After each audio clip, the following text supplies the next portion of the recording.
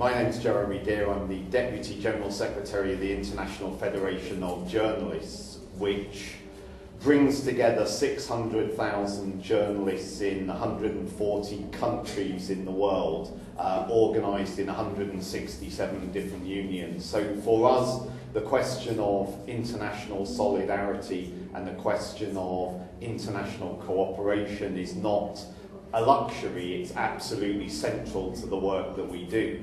And sometimes that is about trying to protect the rights and the lives of journalists in countries where the situation is dangerous and journalists are targeted. But it is also about trying to improve the social and labour and professional rights of journalists around the world. So helping unions to carry out collective bargaining, helping unions to approach multinational companies. It is about trying to give unions the tools that they need in order to be able to secure better rights and better conditions of work for journalists all around the world. And so, for example, recently we've worked with the union in Palestine to create a historic first collective agreement, helping them to recruit new members, to set up branches, to carry out negotiations with the employer, and now they have a collective agreement covering all the terms and conditions of their work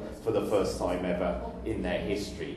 In different countries, our affiliated unions are negotiating on pay, they're negotiating on holidays, they're campaigning in order to have their professional rights and their independence as journalists respected, and in all those areas we work to campaign alongside them in order to bring the global voice of journalists in solidarity with journalists in any country, in any situation. We are one of 12 global union federations, and we work with those other federations in order to try to improve the social justice and the rights of all workers. And for us, one of the key things now is that the companies that are active in the media often are not media companies at heart. They are telecommunications companies. Some of them are big multinationals with diverse interests. The shareholders of these are often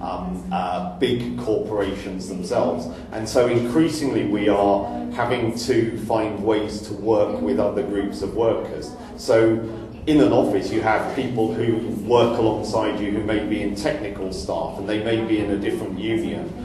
And in your workplace you try to work alongside them in order to strengthen your voice. That's exactly what we're doing, but on a global scale.